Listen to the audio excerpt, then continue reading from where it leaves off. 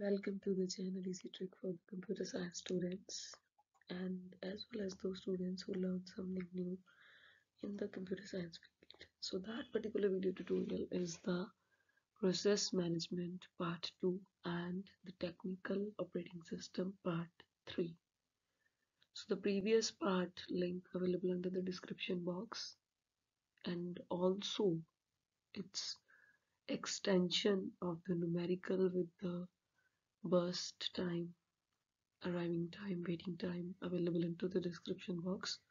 So you will check it out, and after that you will enter into that particular video. So particular in this video we will discuss about the CPU scheduling. So in the uni program जैसे Microsoft DOS है, so उसमें क्या होता है कि process जब wait करता है इनपुट आउटपुट ऑपरेशन की तो एक एक करके करता है, क्योंकि CPU रिमेन हमेशा आइडल हमें नहीं मिलता, क्योंकि DOS एक ही तरह का काम करता है, वो होता है आपका कमांड यूजर इंटरप्रेटर का. So uniprogramming it's a type of operating system in which only one program can be executed at a time.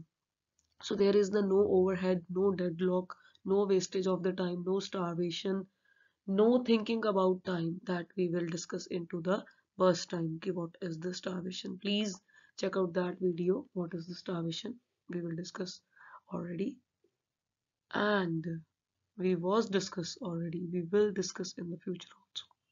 So what is the overhead? Overhead means the extra resources that you can use for performance of the task beyond what is actually required for the user programming. What is actual memory required? What is the processing speed required to the operating system? What is the actually primary memory requirement and the secondary memory requirement, the operating itself.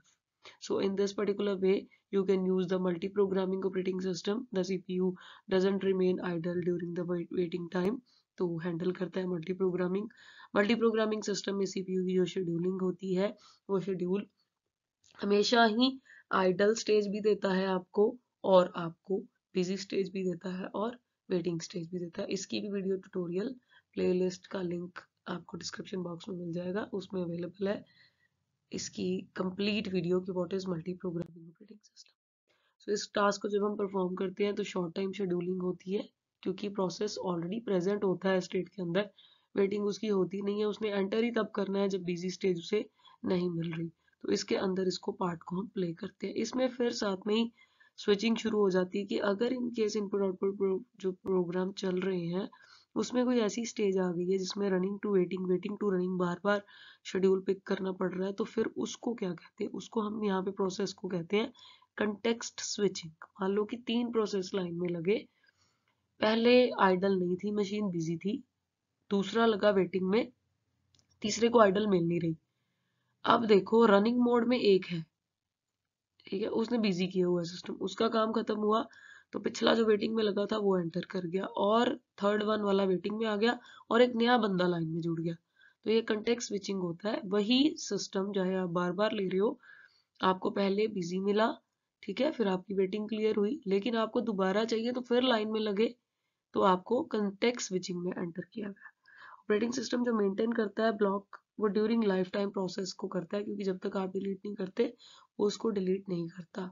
और अगर in case process control block deleted हो जाते हैं तो वो terminate आप खुद करते हो, या किल्ड प्रोसेस उसको कहते हैं ऑपरेटिंग सिस्टम में. सो अब हम देख लेते हैं कि इसकी जो प्रोसेस की इंटरचेंजिंग प्रोसेस में एंट्री होती है वो कैसे होती है, जो स्टेजेस ये लेता है वो कैसे बार बार लेता है. ये जो पीसीबी वर्ड बार बार यूज कर रहा है, पीसीबी का मीनिंग होता है प्रोसेस कंट्रोल ब्लॉक, की कंट्रोल कैसे करना है. सबसे पहले इसमें प्रोसेस की एक आईडी होती है, हमने देखा वो एक यूनिक आइडेंटिफायर देता है. फिर एक स्टेज होती है जो भी हमने देखी कि मैंने बोला कि रनिंग होती है, वेटिंग होती है, बिजी स्टेज होती है. पॉइंटर करेगा प्रोसेस कंट्रोल ब्लॉक कि किसको, पेरेंट को देना है या चाइल्ड को. मान लो कि पहले आपको एक सर्वर मशीन से रिक्वेस्ट आई, फिर आपके उस नेटवर्क के साथ जुड़े हुए मशीन से आई, तो ये चेक करेगा कि सबसे पहले किसमें लास्ट इन फर्स्ट आउट वाला प्रोसेस है, या फर्स्ट इन फर्स्ट आउट वाला प्रोसेस है, या प्रायोरिटी वाइज है. प्रोग्राम काउंटर है तो एड्रेस देखेगा कि पिछली ने पहले एंट्री की थी या अगली ने एंटर की थी, जैसे लिंक लिस्ट में काम होता है. सीपीयू के अगर रजिस्टर्स की बात करते हैं तो रजिस्टर्स भी ये चेक करते हैं कि ये सिर्फ एग्जीक्यूशन के लिए ब्लॉक हमें मिला है या फिर लूपिंग पार्ट के लिए मिला है, कि नेक्स्ट कंटेक्स्ट भी इसके साथ आ रहे हैं.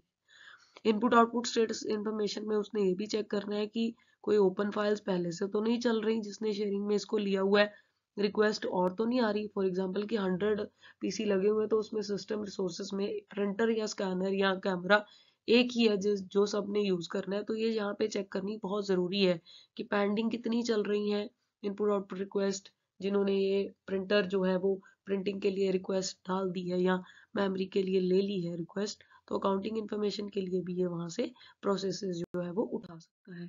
उसके बाद डिफरेंट क्राइटेरिया होते हैं सीपीयू शेड्यूलिंग के, जिसमें सीपीयू की utilisation, throughput, turn around time, waiting time, response time, इसका भी आपको एक डिटेल्ड एक्सप्लेनेशन वीडियो इसके बाद मिलेगा, जिसमें आप ये देखोगे कि ये सीपीयू शेड्यूलिंग के जो ऑपरेटिंग सिस्टम के पार्ट है इनका क्या काम होता है। अभी हम सिर्फ बेसिक की बात कर रहे हैं। देखिए सीपीयू यूटिलाइजेशन जो है, सीपीयू खुद टाइम जो लेता है मीन शेड्यूल करने के लिए, जैसे आप कोई चीज ओपन करते हो तो वो जो टाइम खुद लेता है ना उस टाइम उसको बोलते हैं सीपीयू यूटिलाइजेशन। थ्रूपुट टाइम जो होता है वो कंप्लीटेड पर यूनिट टाइम है, मींस आपके स्टार्टिंग नोड से लेके उसने जैसे ही मैक्सिमम टाइम चेक किया कि कितना गिवन अमाउंट टाइम लेना है वो थ्रूपुट से लेता है। टर्न अराउंड टाइम कि एक प्रोसेस कंप्लीट होने में कितना टाइम ले रहा है, एग्जीक्यूट होने में वो कितना टाइम ले रहा है, उसको वेटिंग कितनी करनी पड़ी, वेटिंग टाइम भी इंक्लूड होगा, रिस्पॉन्स कितने टाइम के बाद आया वो होगा। सो इस वीडियो ट्यूटोरियल में हमने ये देखा है कि सीपीयू शेड्यूलिंग इन चीजों के साथ डील करता है। तो पहले हम ये चेक करेंगे कि इनकी डीलिंग होती कैसे है, तो इसके बाद शेड्यूलिंग के एक एक करके आपको एल्गोरिथम्स इसमें मिलने शुरू हो जाएंगे। सो सीपीयू के जो एल्गोरिथम्स है वो है maximum CPU utilisation, fair utilisation, minimum turn around time, minimum waiting time. ये आपको पूरा प्रोसेस एक ही पार्ट में एक ही डिटेल्ड वीडियो में समझाया जाएगा।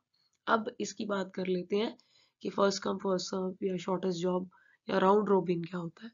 फर्स्ट कम फर्स्ट सर्व का पार्ट ही यही है कि जो सबसे पहले आया वो सबसे पहले ही आउट होगा। इसमें एब्रीवेशंस यूज होती हैं, जैसे सीपीयू है, FCFS है, AT देख रहे हो, BT, WT, TAT, CT and FIFO। आप देख लो कि first in first out, completion time, turn around time, waiting time, burst time, arrival time. इसीलिए मैं बोल रही हूँ कि एक वीडियो लेक्चर पहले आपको इसका मिलेगा, तो इसके बाद आपको एक डिटेल्ड वीडियो मिलेगी कि फर्स्ट सर्व एल्गोरिथम कैसे वर्क करता है और शॉर्टेस्ट जॉब फर्स्ट कैसे एल्गोरिथम वर्क करता है और राउंड रोबिन कैसे एल्गोरिथम वर्क करता है। So if you have a question regarding this particular basic part, kindly tell me in the video tutorial comment box.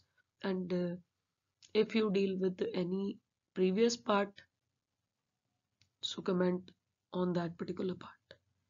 Till then, take care. Next video will be released very soon with the detailed version of the turnaround time, waiting time, and burst time with the CPU utilization, CPU scheduling, and the algorithms also. Till then, take care and thank you.